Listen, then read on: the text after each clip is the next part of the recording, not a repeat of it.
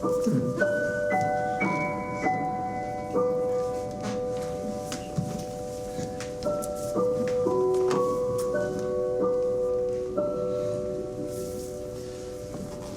Suite perméable est un titre qui est venu de par la disposition de la scène. J'invite le spectateur à être sur scène, très proche du danseur.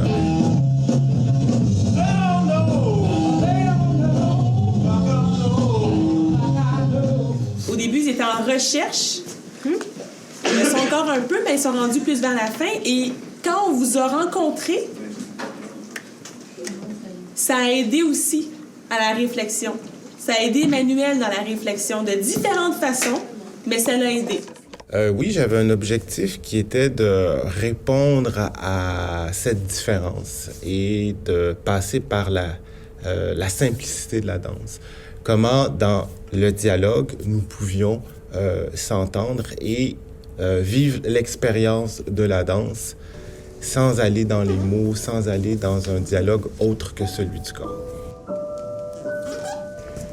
En ce qui a trait à ma personnalité, j'ai dû aller chercher de la simplicité. Déjà, ça, c'est un défi. Et autrement, au niveau du langage, le langage corporel est assez puissant.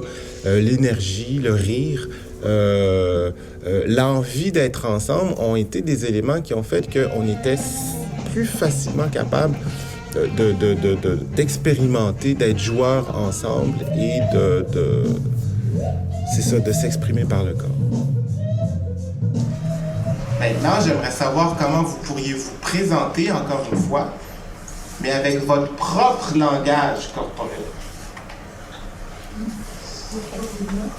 Votre propre mouvement. 3, 2, 1, c'est parti!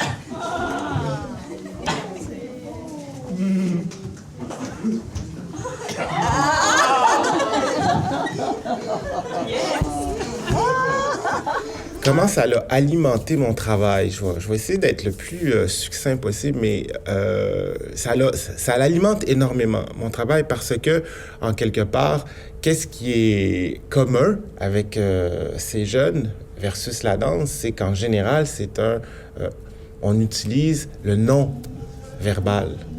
Alors, ça, c'est une chose. L'autre chose, c'est que le spectateur qu'on rencontre, d'emblée, c'est un étranger. Et on a peu de temps pour entrer en dialogue avec le spectateur.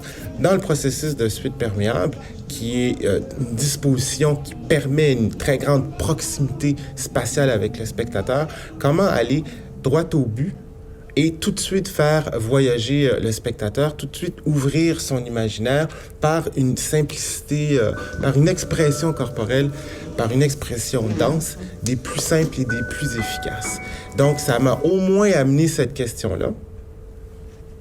J'espère avoir des réponses adéquates.